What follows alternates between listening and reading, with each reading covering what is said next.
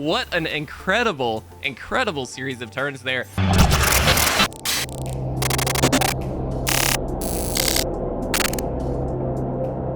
What's going on, guys? If you want to support our content and pick up this month's amazing Patreon rewards, you can do so at patreon.com/itresolves.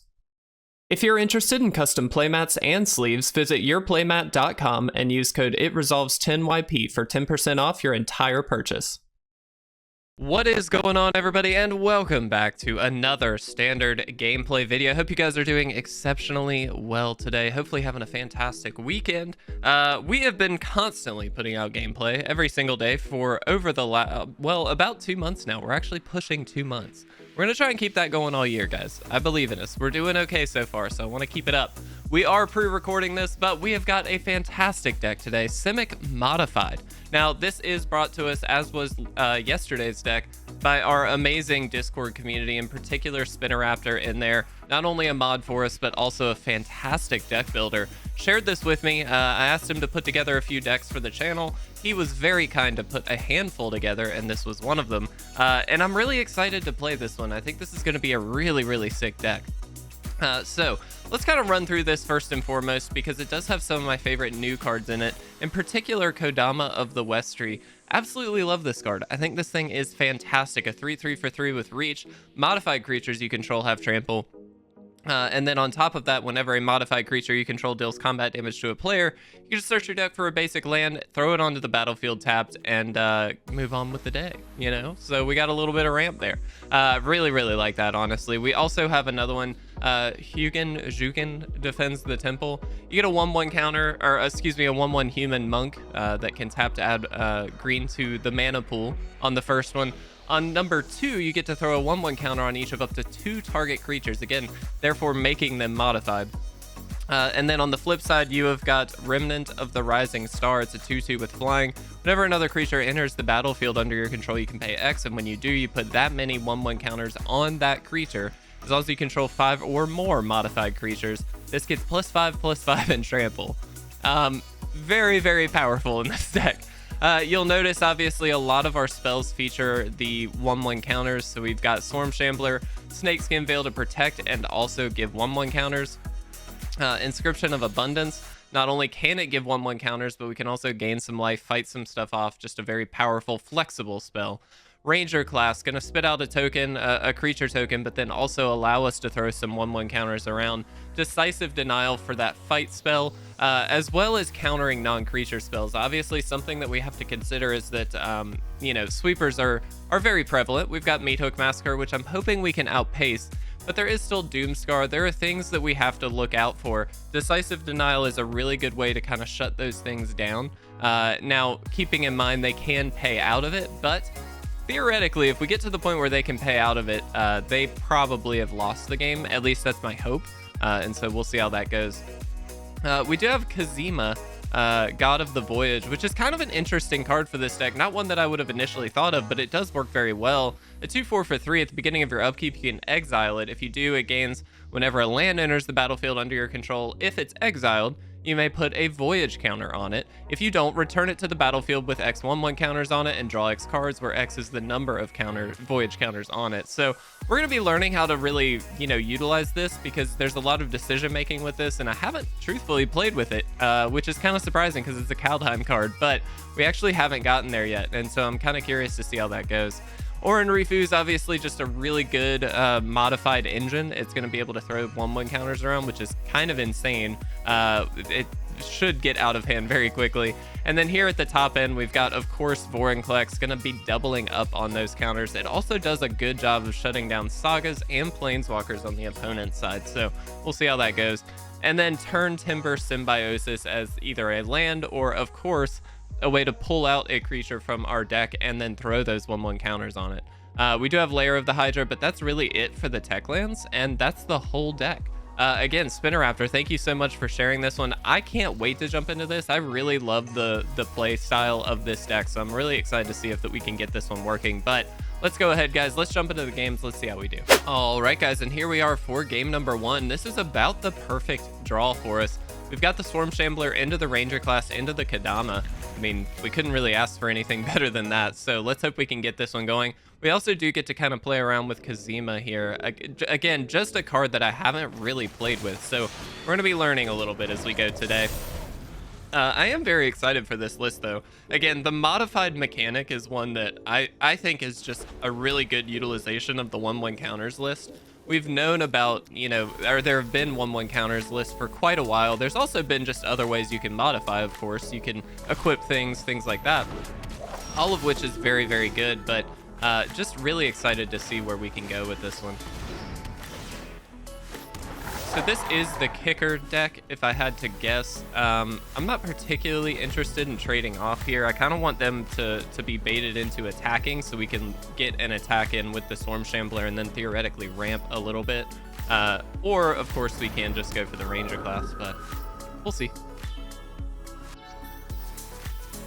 Looks like they're debating on how they want to attack. I mean, the Kite-Tail Cleric is a freebie. We don't have reach, obviously, so... that's just a really good. We do have the Jugan. I don't know. Let's actually go for this though. This is just a really nice little card for us. It does have reach, so it can block that Kite-Tail Cleric, and then in addition, it is going to set us up theoretically for a really good next couple of turns. Importantly as well though, we have a follow-up play of the same card if we needed it, so if they happen to have a removal spell, we could have actually dealt with it. Looks like we're not going to need to, though, which is helpful. Yeah. Okay, and they're just going to go for it here. That's interesting. Okay. So, again, we have some options. We can go this route, which I do kind of like. We don't have a land, which is a little bit tricky here, but we'll see what we can do. Let's go here.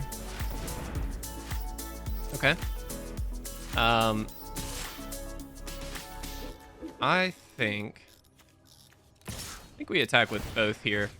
I'm going to throw the counter on the Wolf to de-incentivize them from blocking up the Kodama of the West Tree. It may not work, but crucially, this now has Trample, which is really important. So they are going to double block it. That's fine.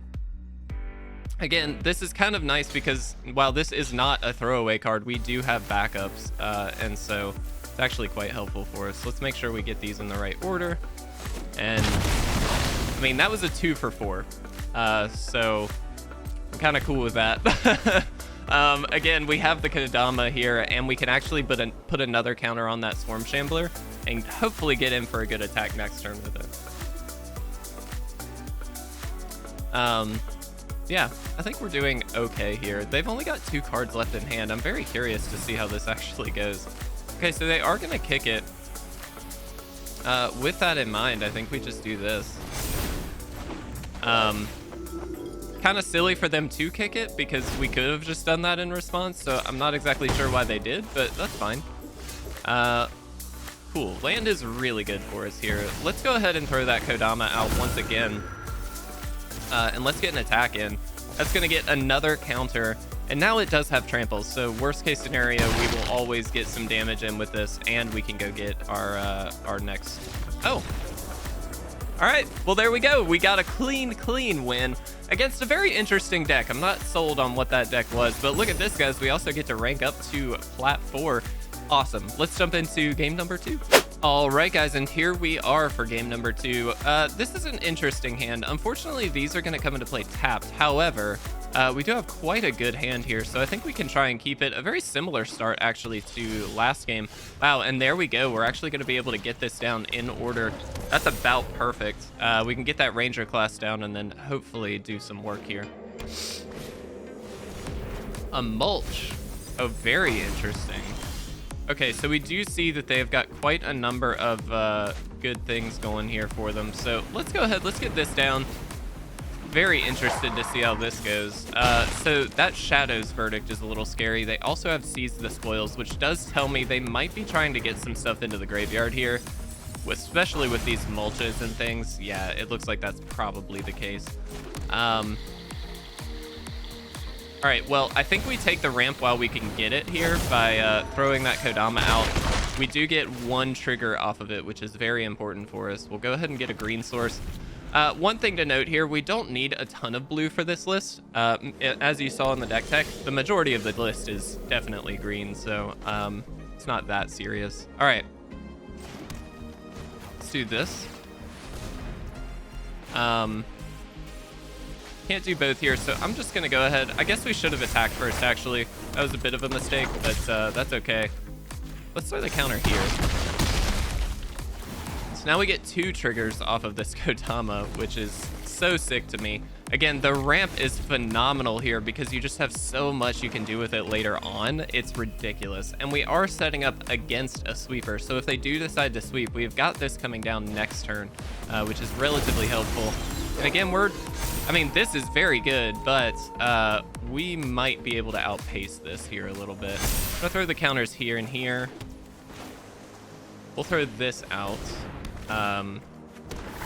Get that 2/2. We are gonna activate this again just to be able to throw a couple of extra counters around.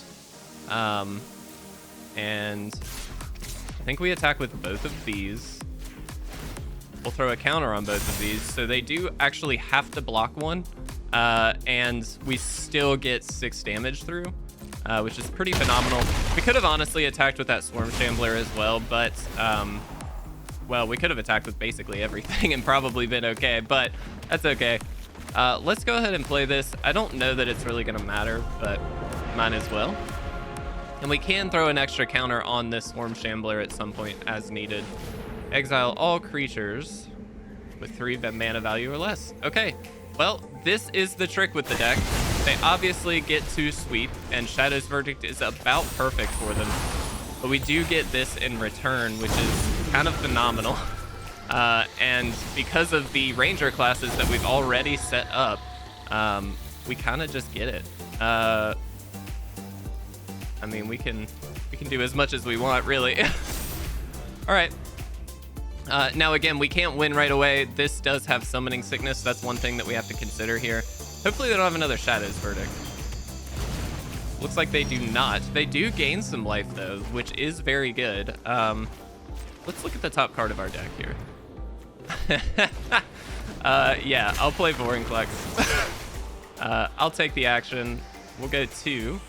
And that does double the counters. And there we go, guys. What an incredible series of turns there. That was perfect. I couldn't have asked for anything better. Spinner Raptor, this deck is killer, man. Let's go into a game 3. All right, guys, here we are for game number 3. This is a much slower hand than what we have seen in the previous 2 games. Now, the question is, do we want to keep based on these alone?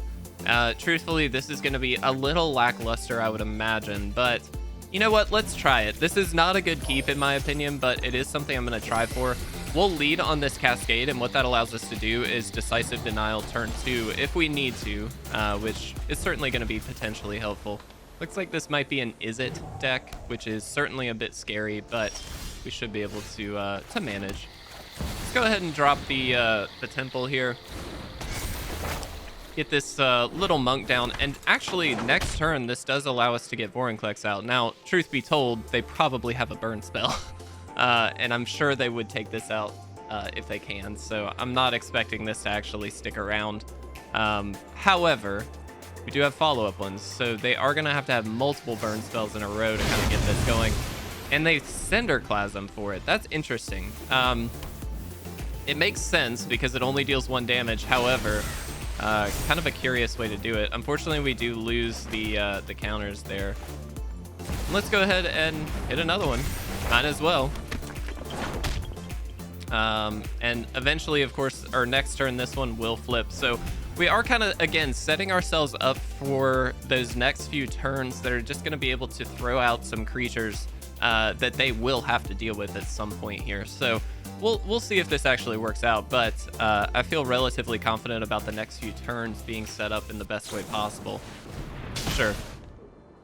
This is annoying but fine because, again, we have now got a second island, so what we can do is throw the other temple down and then still leave up the Decisive Denial. We'll have this flipped at the beginning of the next turn as well, so kind of curious to see how this goes. Looks like Memory Deluge is the card they threw in the graveyard here, as well as a land. Okay. there is our 6th land, which is very crucial for us because we do want to get that Vorinclex down. Let's make sure we do this. Let's do this. We just have so many of these. It's ridiculous. Now, what we can do is get a couple counters here. You know, I think I'm going to go for it. There's nothing too crazy that I'd like to counter here, and I want to kind of take advantage while, you know, they do have a lot of burn. This gets this out of range of the Prismari command. Looks like they just have a Fading Hope, sure. You know, that was a risk we were kind of taking. We figured they would have some kind of burn spell, and to be honest, I wasn't thinking Fading Hope, but it does make a lot of sense. It's an Izzet deck. I should have been. One thing to note also, guys, I had somebody, and this is okay. Anybody's welcome to comment positive or negative things. It's fine. However, when I played the mono green list, which was an MTG Arena zone list, one thing to note is that a lot of the time I am still learning the list. I'm going to decline here so we can get the Vorinclex down. What that means, though, is that I'm not going to play perfectly. There's just no way I'm going to, and that's okay. But somebody really was like, it just seemed like, I will say, they were fairly upset. They were like, man, you should really learn how to play mono green and that kind of thing. I get it. It was my mistake. I'm going to mess up. I'm going to make silly mistakes. You know, it's going to happen. But just be aware that as we are playing a new deck every single day, it does take a lot of time, and it doesn't allow me to sit there and just completely focus on the same deck over and over again. And so I'm learning essentially a new deck every single day. And yes, there will be misplays, but the reason I like to do it this way is because we get to not only see a variety of decks and hopefully have some fun with a variety of decks, but two, we also, ooh, that Decisive Denial is going to be really good. All right, hold on. Let me beat them really quick. 1, 2, 3, 4, 5. So we can throw this out for 5. All right, there we go. We won. But just keep in mind, guys, I know we're learning. It's okay. I'm gonna make misplays. So anyway, guys, we still have time for another game. So far, we're undefeated with this list. Let's see if we can get another one. And here we are, guys. This will be our final game, most likely. But yeah, I think this is pretty easy keep. We've got that Snakeskin Veil to kind of protect whatever we need to throw out here. We also just have that Ranger class, so I'm kind of curious to see what they end up with. Would absolutely love a Kodama at this point. Let's do this. Let's attack first. If they have a burn spell, great. We can actually get rid of that. They did not have a spell. With that in mind, I'm going to go Ranger class. Now, they may have a burn spell coming down at some point here, and that's going to be kind of annoying, but the lack of Snowland here is really interesting. Okay. Maybe they don't. That's fine by me. Let's drop you. All right, I'm gonna attack in first. Let's see what they do. I assume they just take it. Cool. And I think we go this route to get the ramp going as quickly as we can.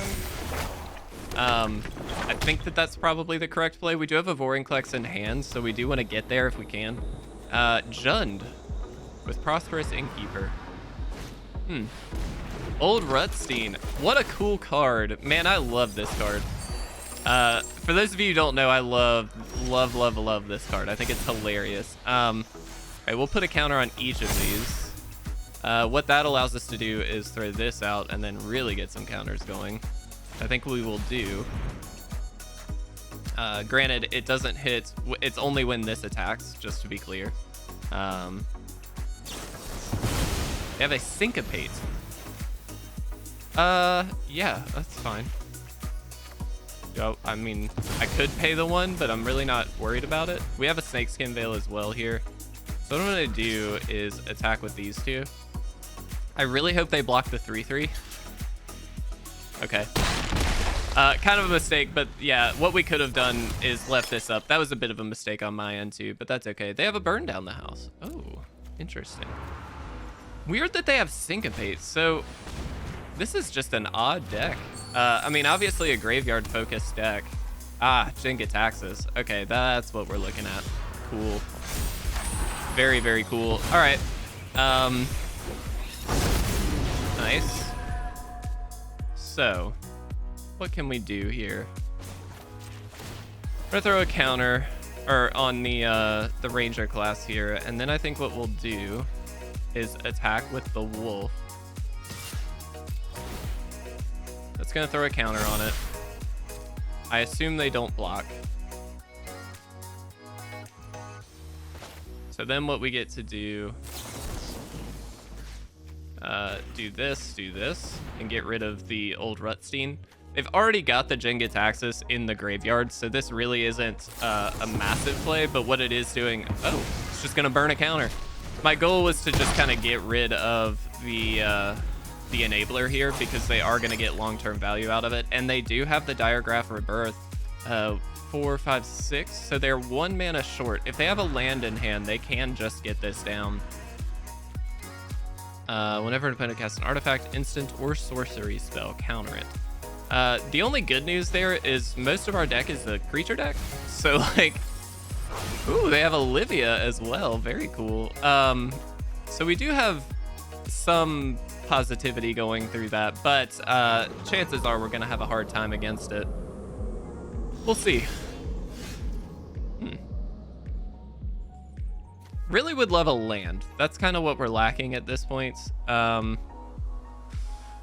I'm gonna throw this down. Let's see what they have. I'm gonna take the action, pay 1. Just to get a counter on it.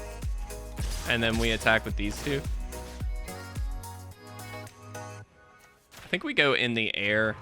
We are going to have to fight an Olivia at some point here, but this now gets a lot of power. Kind of ridiculous amount.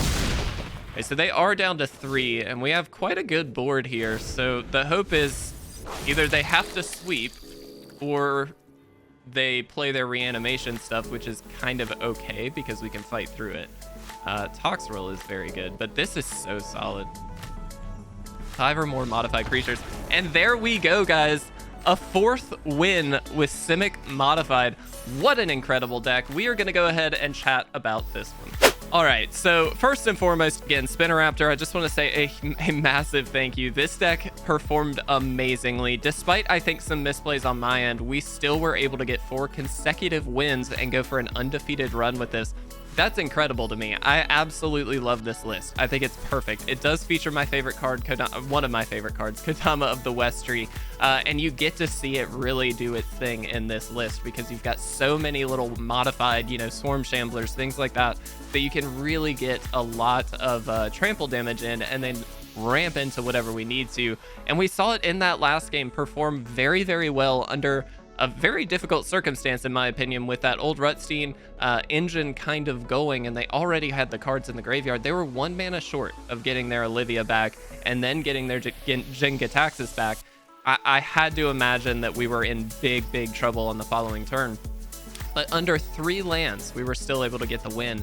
That's pretty phenomenal. So absolutely, definitely recommend this deck. It is a little bit heavy in the wild card slot, so if you don't have all the cards, can be a bit expensive, but it's worth it. I mean, we got 4 straight wins. That's pretty amazing. Guys, thank you so much for watching. I want to encourage you to subscribe to the channel. If you're not already, it really does help support us. It's also a great way to enter all future giveaways, including the one we've got going on right now for the Kamigawa Draft Booster Box. Please check that out. Details over on our website, itresolvesmtg.com, as well as on our homepage on YouTube. We've got a little video on it. But guys, thank you so much. Hope you have a fantastic rest of your weekend. We'll see you again very soon.